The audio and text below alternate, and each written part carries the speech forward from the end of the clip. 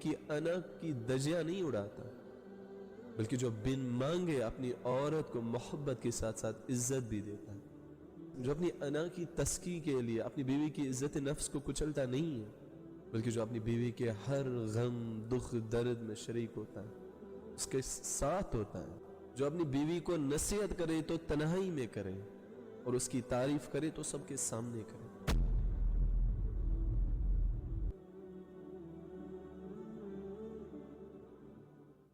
اس دنیا میں بہت سارے رشتے ہیں، جیسے کہ ماں باپ اور اولاد کا رشتہ، بہن بھائی کا رشتہ، پھوپھی خالہ ماموں انکل کا رشتہ، but one of the pure and a strong relationship is the husband wife relationship، میاں بیوی کا رشتہ، بہت ہی پاک رشتہ، بہت ہی مضبوط رشتہ۔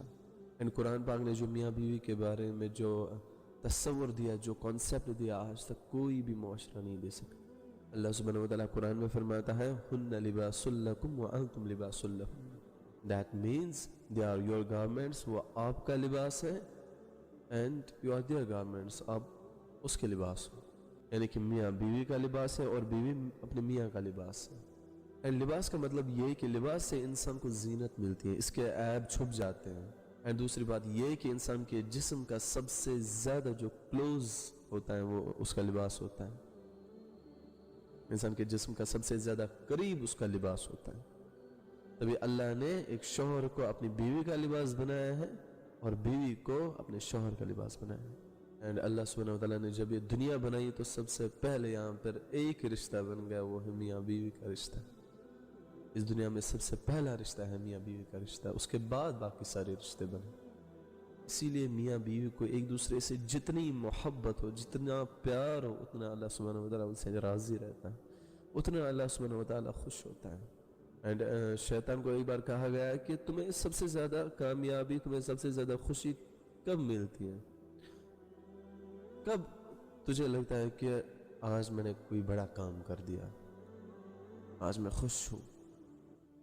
اس نے کہا کہ جب میاں بیوی کو ایک دوسرے سے میں جدا کرتا ہوں، اور جب وہ جدا ہوتے ہیں، میری وہ چال ان پر کام کر جاتی ہے، تب میں سمجھتا ہوں کہ میں کامیاب ہو گیا۔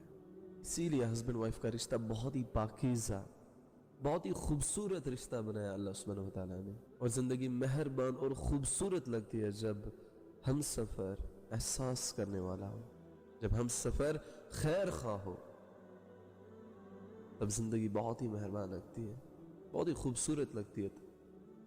ایک بیوی کو اپنے شوہر کے بہت سارے حقوق ہیں جو آپ سب کو پتا ہوگے، سب کو پتا ہے، جیسے کہ اللہ کے نبی صلی اللہ علیہ وسلم نے فرمایا کہ اللہ کے بعد اگر کسی اور کو، کسی بندے کو اگر سجدہ کرنا ہو تو پھر اپنی بیوی اپنے شوہر کو سجدہ کرتی ہے۔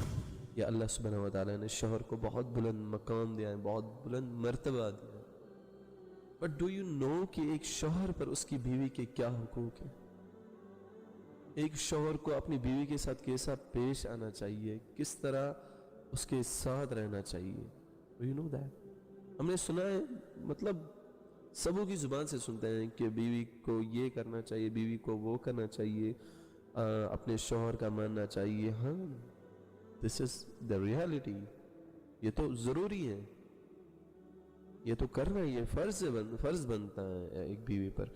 بٹ اس کے باوجود جتنے فرائض بیوی کو ہیں اتنے ہی تو شوہر کو بھی ہے نا۔ جو قدر ایک بیوی کو اپنے شوہر کو کرنی چاہیے، وہی قدر ایک ہسبینڈ کو بھی کرنا چاہیے نا اپنی بیوی کو۔ یہ ہمیں کیوں نہیں پتا ہے؟ اس پر ہم بات کیوں نہیں کرتے؟ ہمارے معاشرے میں یہ کیوں نہیں بتایا جاتا ہے کہ ایک مرد پر، ایک شوہر پر اس کی بیوی کے کیا حقوق ہیں؟ ہر ایک مرد بتا سکتا ہے کہ عورت کیسی ہونی چاہیے، عورت ایک بیوی کس طرح ہونی چاہیے، بٹ کیا مرد جانتا ہے کہ وہ کیسا ہونا چاہیے، اس کا کردار کیسا ہونا چاہیے، اس مرد، اس شوہر کا کردار کیسا ہونا چاہیے، وہ کیسا ہونا چاہیے؟ ایک اچھا مرد، ایک اچھا شوہر وہ ہے جو اپنی بیوی کی بڑی سے بڑی خطا بھی معاف کر دیتا ہے۔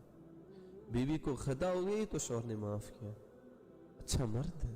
جو حکمران بن کر نہیں، محافظ اور ساتھی بن کر اپنی بیوی کے ساتھ رہے، جو کپڑے پیسے اپنی بیوی کو دے کر ایسا نہیں جتلاتا بلکہ شکر گزار نظر آتا ہے۔ جو وحشت کے گھوڑے پر سوار ہو کر اپنی بیوی کی